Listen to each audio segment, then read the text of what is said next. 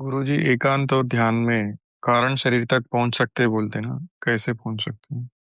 जब आप ध्यान की अवस्था में होते हैं तो आप अपने सूक्ष्म शरीर के साथ भी होते हो सकते हैं, अपनी चेतना के साथ भी हो सकते हैं, अपने कारण शरीर के साथ भी हो सकते हैं।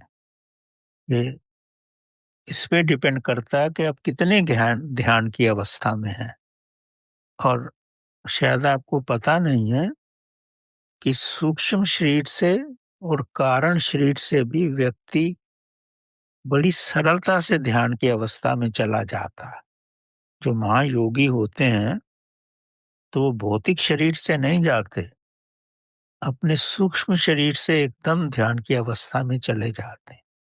क्योंकि जो सूक्ष्म शरीर है उसमें चेतना को ट्रैवल करने के लिए कोई बाधाएं नहीं होती, उसका रास्ता बिल्कुल साफ रहता है और ये 100% मुमकिन है। जब आपकी चेतना जा सकती है तो आपको पता ही है ना चेतना कहाँ से गई है। आपका ये प्रश्न बड़ा उच्च श्रेणी का प्रश्न है। ये सब मुमकिन है। जी। जो 1 सेकंड में ध्यान की अवस्था में चले जाते हैं तो वो श्वासों की वजह से नहीं जाते कि श्वास की गति कम हो, जैसा मैंने आपको कई बार बताया। वो सूक्ष्म शरीर से सीधा ही ध्यान की अवस्था में पहुंच जाते हैं। वो लाइट की स्पीड से भी ज्यादा ध्यान की अवस्था में पहुंच जाते हैं।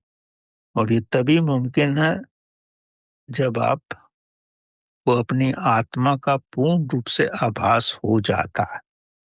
आप और आत्मा एक ही हो जाते हो। तो इस अवस्था में पहुंचने के बाद ध्यान में जाना तो बच्चों का खेल हो जाता है।